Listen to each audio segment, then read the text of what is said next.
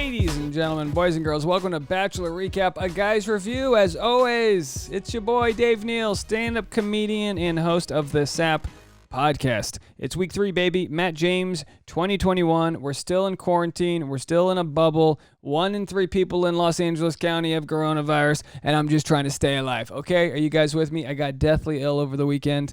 I don't think it was the virus. It was a stomach illness that I had. I tried to eat some leftover Chinese. Bad idea. Don't eat the Mongolian beef. I lost 10 pounds in bodily fluids. I'm barely alive. I'm going to go light on the edits. Hopefully I can bring you some love, and then next week we'll bring it up strong. A big shout out to everyone who watched on my live stream. I just recorded it Monday night. I do a post Pacific Standard Time live stream, 10 p.m. Pacific Standard Time. You guys were amazing. That's where the extra long content is. So if you like what you see with this 15 to 20 minute long video, go check out the extra content. And of course, Thursdays, 4 p.m. Pacific Standard Time, live chat. I take phone calls from you guys. Y'all are amazing. All right, so if you're new to me, I take notes on the show. No edits, no jump cuts. I read the notes back to you. We get right into it. Let us begin.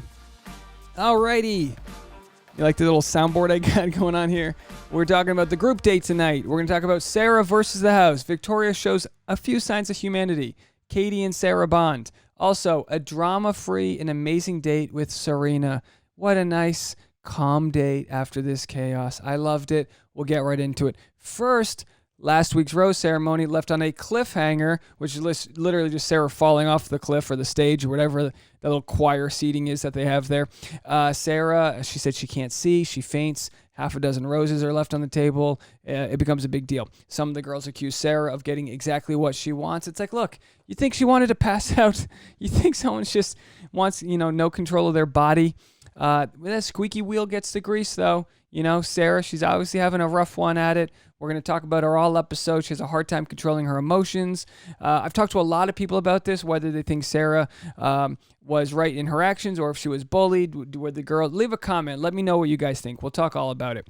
So Victoria said, after Sarah fell down, Victoria said, "This is Bachelor, not the Sarah show." But Sarah didn't get the memo. It's like, Victoria, take your Revolve dress and do us a favor and revolve back out the door. Please, just leave already. Apparently, some people think I was being too hard on Victoria the last couple of recaps. So if you look over here, I'll pull this up right now. I got a text message from one of Victoria's friends. Said, "Dave, you said a few negative things about my friend Victoria in your Bachelor review. It's about respect, yo. There were conversations off camera that we didn't see. Vicky, she's sweet, dog. Don't hate the queen thing. Come on now. She's clearly hosing. Clearly. Y'all need a sense of humor." Look, I have a sense of humor, okay? I could care less about the queen thing. Wear the tiara all day long. It's when you start clapping at people, you refuse to sit on the same couch as them, you show no empathy, you don't want to have conversations. Look, could it possibly be that Victoria's getting a raw deal edit? Sure, but a lot of smart people that watch the show, that used to be contestant on the show, also hate her. So if you got a problem, take it up with the way Bachelor's representing her and not with us as the consumer. Okay, moving along. Let me know what you guys think. Maybe, I don't know, maybe she's getting a bad rap. Maybe she just got she's getting vomit these words up. It's like, learn to shut up and let somebody else talk. Matt sends home Maryland and some others. Matt offers a toast, but everyone seems so tired. It looked like they were toasting to a friend who died in a drunk driving accident, didn't it? He's like, these guys all have a good night. I was like, yeah, cheers. And they all go to bed. It's like, Jesus Christ, you know what I mean? Speaking of toast, this season is starting to feel like stale bread to me. Okay, there'll be some drama that comes in. I don't know. These are the episodes 3 to 5, where we just finally get to know the people's names. The whole getting out of the limo wears off, and a lot of deep love connections haven't been made yet. So they have this petty drama for no reason. I mean, there's just a lot of footing that's happening. You got 20 plus girls all trying to find their bunk beds. It's a mess. Oh, we have a group date. We go on the group date. Ashley I is reading Chris Harrison Literotica. Or for those in the audience that couldn't read Illiterotica, Chris Harrison, boy, I can't even get mad at you, Chris. This is next level promotion. You pretty much produced the show Bachelor. You wrote a book. You got one of your former henchmen, Ashley I. She shed more tears than someone on the battlegrounds of Normandy, on the beach or whatever. And yet you got her, probably for free, shilling out your book to a new audience. I mean, that's next level marketing, guys. You should be studying him in business class. Gangster move, Chris Harrison. Everybody needs to write their own steamy scene and read it in front of a live audience. And the live audience being other girls not on a date. Bachelor in a bubble, the new normal. So they get into it. Matt reads his own literotica. The girls are getting hot and bothered. Katie's charging the batteries to her MJ. You know what I mean? She's like just got an extension cord and she's plugged it into the wall. She's like, I'm going to need the kilowatts later on. Trying to kill a kilotwat. Okay, Matt, I couldn't not say it. Didn't write it down. Sorry, probably lost one of you guys for that one. Killer watts, killer twats. Okay, that's it, folks. That's where you're going to get from me. I got to set the bar somewhere and slowly walk over it. Matt reads his kilowatts. Okay. Bumping Harrison's. Moving on. So Matt reads his own literotica. The girl's getting hot and bothered. Katie's charging up the MJ. MJ's love story ends with Matt whispering her that she wins and then she comes. Boom. That's how you stick a landing. That was a good love story. What was your favorite love story of all of them? I thought that was pretty good. Katie had a lot of bleeps. Loved it. Love a lot of bleeps in a love story. I would love to pay extra for the uncensored version of these stories. Wouldn't that be nice if we could just hear what they were actually saying? You know, Victoria, she does a whole king and queen love story. It's like, we get it. Royalty. Ugh. But hey, I got to give credit where it's due. I'm a stand-up comedian. She got laughs. I don't know what the story was about. It was a lot of bleeps. She got a lot of laughs. It's blue humor. It's probably really dirty, but she crushed. Credit where it's due. She crushed. Victoria started to look good. People started to cheer her on, and you start to wonder, maybe she's not all that bad. Maybe she's not all that bad. But Victoria, she just seems like one of those, like, she seems like that dad that beats you, but you still want his affection. You know, like he beats you and he punches you and he tells you you're not worth anything. But that one day he comes and sees you play baseball and he's like, you look good out there, kid. You're like, thanks, Dad. You know what I mean? That's Victoria. All right, we're off script. Let's move on. Meanwhile, Sarah is having a meltdown seeing Matt with other women. Is that love or some sort of codependency thing, or is it both? She says she feels emotionally exhausted. Look, you can feel multiple feelings. You know, this is the thing. People say, oh, well, we'll get into it. She says she has past issues of jealousy and faithful issues coming back. Sarah heads to the group date that she wasn't invited on.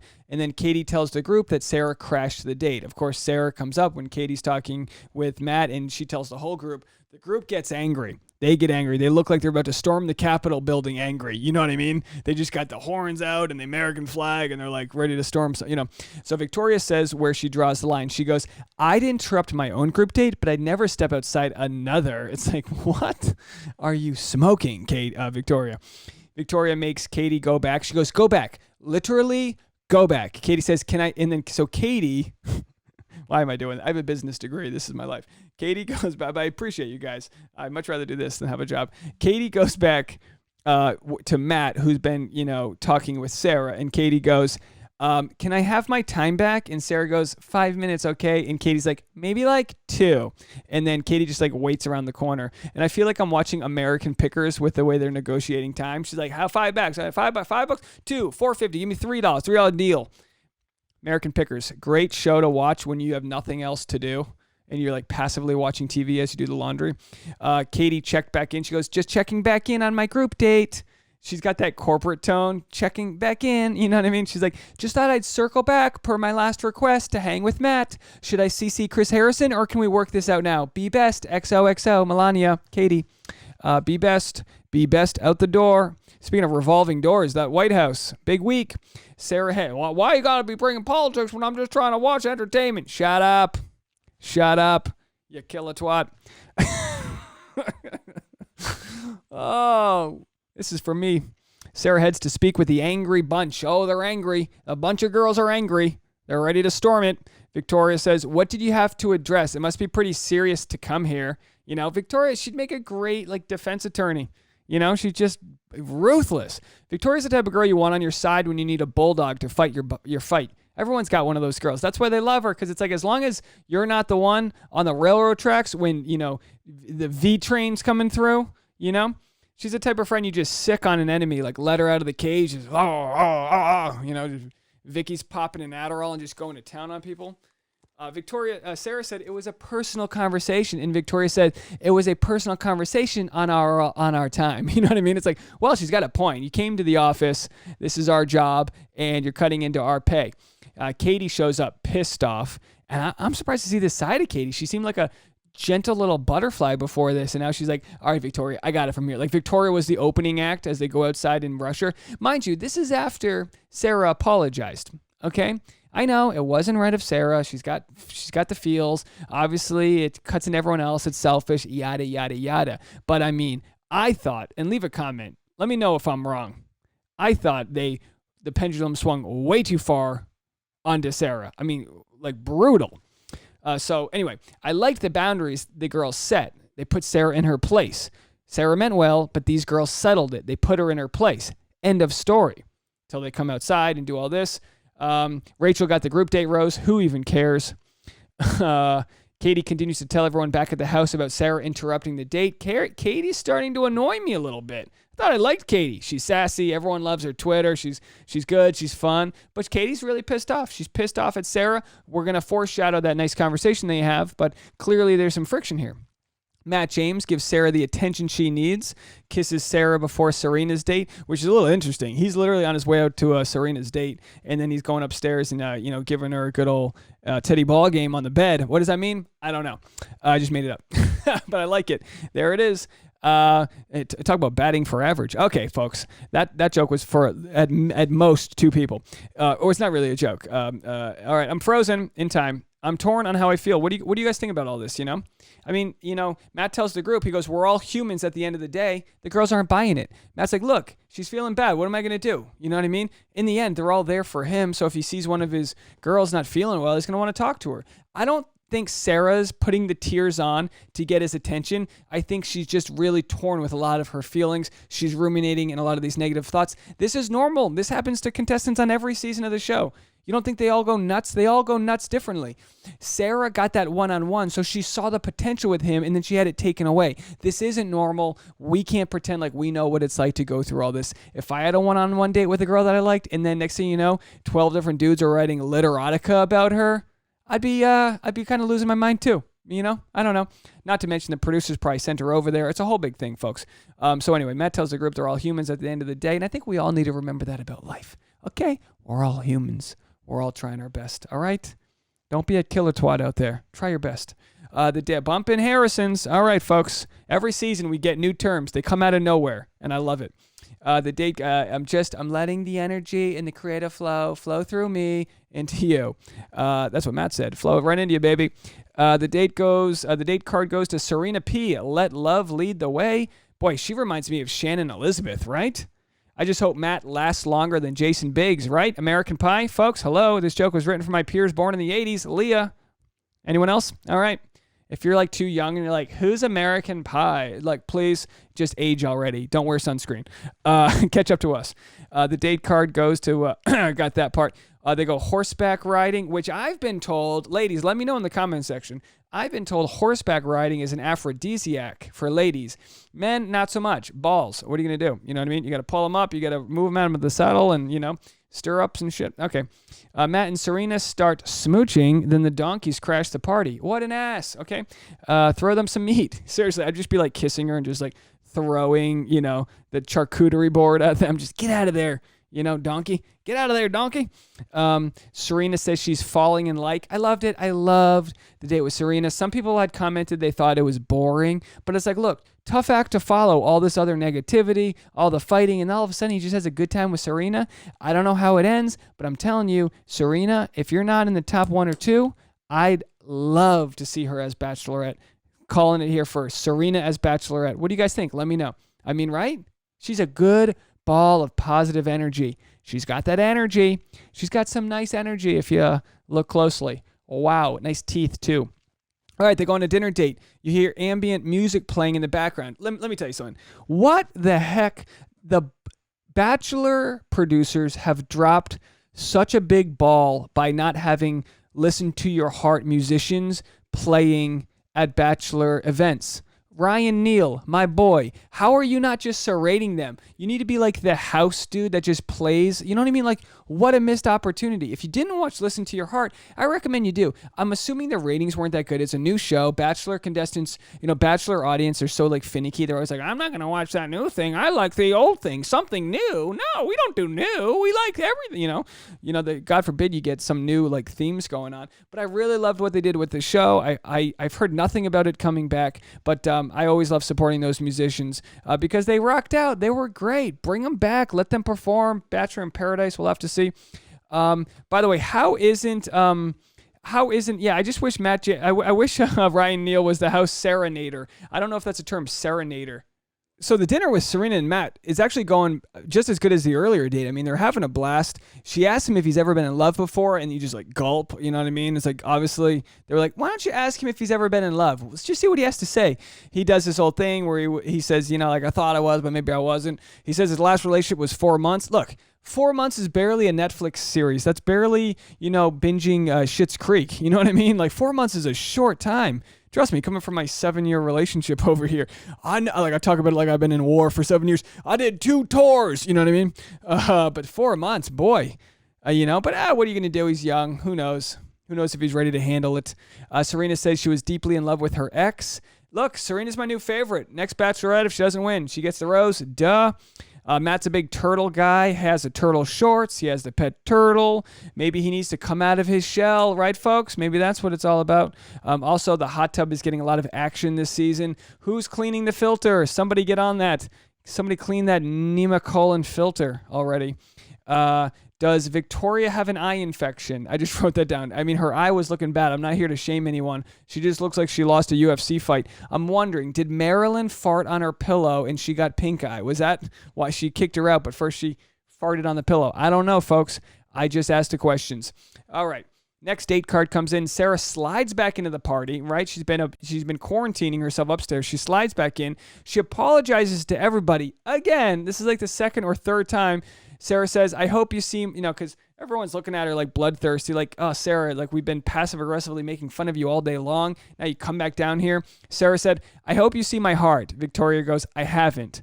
Sarah said, I hope you have gotten to know me. Victoria, we haven't. It should be a Shaggy song, right? But you caught me on the counter? No, I didn't. Saw me bagging on the sofa? No, he didn't. I even had her in the shower. Nuh-uh. It's like, what? Victoria says she doesn't accept Sarah's apology. Kit says, your living situation is going to be horrible. Hope your relationship with Matt is okay. Kit, come on. I originally thought before the show started, Kit was going to be the villain. She just had that villainous, like, I'm 21, I'm a fashion designer's daughter kind of energy. But, we haven't heard much from Kit. And it's like, oh, don't jump on this negativity bandwagon. You don't need it. Just do you. Stay in your lane. You know who I really feel bad for? I feel bad for the sound guy. The guy who's in charge of the sound. Everyone's mic'd up and all the mics go to a sound guy. And he listens to the things. He's got the levers. He's pulling the different things. He's like, all right, turn up V2, this and that. And the poor guy, because he has a dilemma, right? I don't know who this guy is. I'm kind of making him up. But he's got a dilemma, right? The dilemma is he could do some sort of art house, Amazon Prime movie. It shoots for 3 weeks. He makes $1,800, possibly gets nominated for a Golden Globe. Or he can work for the Bachelor franchise. They shoot 2 to 3 seasons a year. They travel. The pay's pretty good. But in return, in his headphones, he has to listen to Victoria for 3 weeks straight. You know what I mean? The poor sound guy. Quite the conundrum with Hollywood. Okay, so Sarah self-quarantines from the COVID-19 bullies. The COVID-19, there's about 19 bullies up there. Shockingly, Katie comes in to talk with her, and Katie says, I didn't like that at all. Katie admits, I didn't like what happened. Katie says, as much as I hate to say it, you guys should explore your relationship. I don't want to be his backup plan. So Katie's basically like, look, I don't want you to leave and not be done with him. And then he second guesses it and I'm his backup. I'm his, plan B, his silver medal. She doesn't want that. Sarah explains to Katie that her dad has a terminal illness, needs to leave. And again, give Sarah credit. She didn't play this card. She didn't play this card over and over. I truly believe this. She's just going through a hard time. When you don't have your cell phone on you, when you're quarantining with people and it's not your close family and friends, you overthink things. You ruminate. It's not great. It's not good for you. The mind sabotages you. But she's not a bad person, guys. She's a human, as Matt says, just like you and I. And she doesn't know how long her dad's going to last. And she's wondering if this whole experience is fickle, if it was worth it or not. And she's questioning things. It's very complicated. Sarah explains her dad has terminal illness, needs to leave. Katie cries, talks about her dad passing away in 2012. Katie said, if I could get back the minutes I had with him. And she doesn't finish that. And that's powerful because we think about this. Imagine if we could get back the minutes we never got with a best friend we stopped talking to, a cousin, someone we disagree with politically about something stupid, our siblings, our dad, our mom. Time's fleeting, folks. Okay? We watch this stupid show. We have fun with it. Oh, Victoria's weird and the royals and she's got a pink eye. Okay, but let's take a lesson from Katie. You know what I mean? If I could get back the minutes I had with them. Katie tells the group that Sarah went home. Victoria claps. This is where you lost me, Victoria. I tried to give you a chance. Have your friend text me. Text me again. How do you defend that? Katie tells the girls Sarah went home. Victoria claps, and Katie goes, "Let's not do this." Katie asked the group to stay classy during the process. So, Katie felt empathy, and that's important, right? When you get to know someone, you realize, oh, they're not just some pretty person. They got their own problems. Oh, your dad's dying. My dad died. No, then they bonded over dead dads. And that's what it's all about in life, right? We judge people before we can actually see that they go through tough things too. Sarah goes to Matt's suite to break up with him. Sarah tells Matt she felt attacked and unwelcome by the women, which, I thought the women went too far myself. Leave a comment. Let me know what you think. I think they went too far. It's one thing to have a point. It's another to go too far. At least Katie acknowledged it when they did go too far. I don't know. So that's kind of where we end off. And if you want to hear if you want my thoughts to go deeper into this, I just recorded a live stream, which is like a 75-minute conversation where I talk to everyone in the Bachelor community and play some voicemails from some of you guys. This week we got voicemails from Portland, Vancouver, Texas, and California, I think, and maybe an East Coaster. I'm not too sure, but go check that out. Thursdays, 4 p.m. Pacific Standard Time. Oh, also, I've been sharing my revenue report. Some people asked about it a couple years ago, so I thought I would do it. Every week I tell you what the previous week's episode made. So some people asked me about the revenue, and I wanted to give you guys last week's revenue report. As you can see, 5,400 views, 35 new subscribers. Hello to the 35 new subscribers. Thanks for checking us out. And $25.69 in revenue. January videos don't make as much. It's the way that YouTube pays out. They just don't pay enough for January videos. No donations this week. And I know Valentine's Day is around the corner, so get your chocolates and fantasy suites for your loved ones. And let me go back to this main page here. Well, that's it, folks. Let me know what you guys think. Leave a comment below. Who's the villain of this episode? Who won this episode? Who needs to go? Who's going to be the 2-on-1? Let me know what you guys think about that. And don't forget to hit the like button. It helps with the YouTube algorithm. Subscribe if you haven't already. And I'll see you next time. Bye, everybody.